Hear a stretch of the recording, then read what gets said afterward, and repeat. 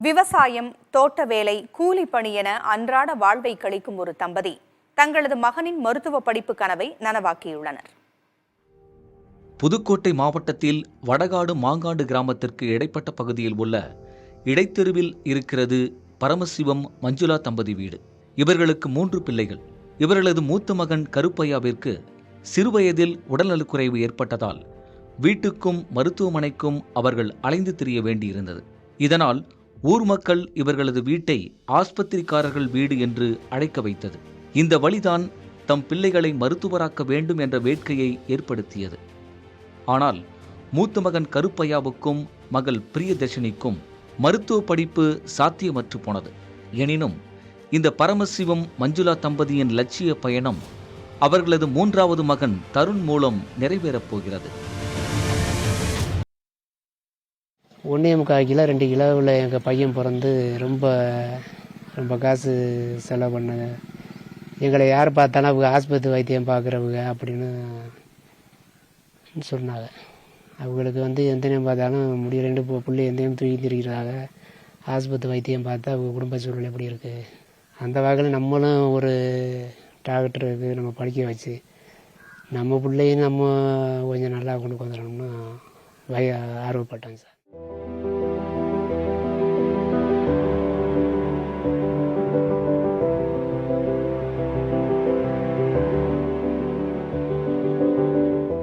தாய் தந்தையரின் சிறுவயது லட்சியத்தை நிறைவேற்ற வேண்டும் என்ற நோக்கோடு இந்த ஆண்டு திருச்சியில் உள்ள தனியார் கோச்சிங் சென்டரில் பயின்றவர் தற்போது நடந்து முடிந்த நீட் தேர்வில் 633 மதிப்பெண்கள் எடுத்தார். புதுக்கோட்டை மாவட்டத்திலேயே முதல் மாணவராக வந்ததோடு 7.5% இடஒதுக்கீட்டின் அடிப்படையில் சென்னை ஸ்டான்லி மருத்துவக் கல்லூரியில் அவருக்கு இடம் கிடைத்துள்ளது. இதனால் தருணின் ஒட்டுமொத்த குடும்பமும் பெரும் மகிழ்ச்சியில் ஆழ்ந்துள்ளது. டாக்டர் படிக்கணும்னு நினச்சது எங்கள் அப்பாவோட ஆசை, அம்மாவோட ஆசையும் கூட. எங்கள் அண்ணன் இந்த மாதிரி இருந்ததுனால அதுக்காகவே படிக்கணும்னு நினச்சேன்.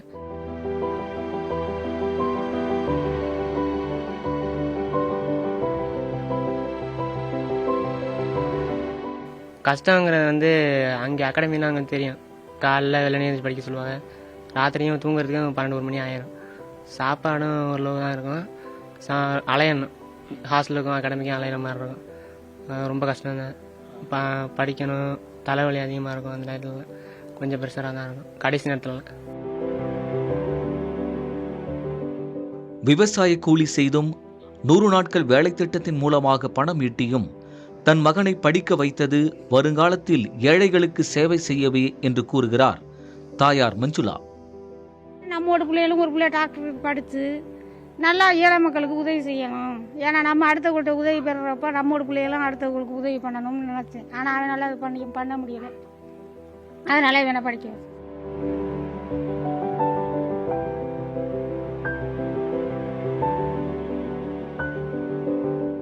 MSc முதுநிலை பட்டப்படிப்பு பயின்ற சகோதரர் கருப்பையா தமது தம்பியின் கல்வி செலவுக்காக முன்பு பெட்ரோல் பங்கில் வேலை பார்த்ததாக கூறுகிறார்.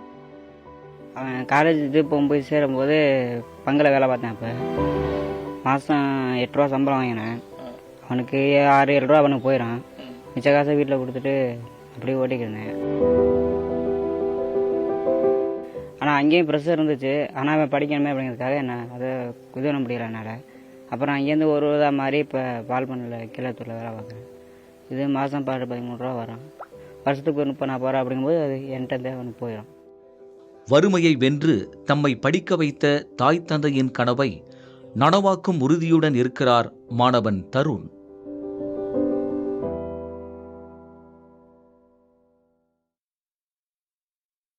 பிள்ளைகளுக்கு சொத்து சொகத்தை கொடுப்பதை விட கல்வியை கொடுத்தால் அது அவர்களின் வாழ்க்கை தரத்தை உயர்த்தும் என்பார்கள். அதற்கு எடுத்துக்காட்டாகத்தான் திகழ்கின்றனர் பரமசிவம் மஞ்சுளா தம்பதியினர். அதன் விளைவாகத்தான் இன்று தனது வறுமையை புலமையால் வென்று மருத்துவ மாணவனாக உயர்ந்துள்ளார் தருண். புதிய தலைமுறைக்காக புதுக்கோட்டை மாவட்டம் மாங்காட்டிலிருந்து ஒளிப்பதிவாளர் உதயகுமாருடன் சுபமுத்து பழம்பதி.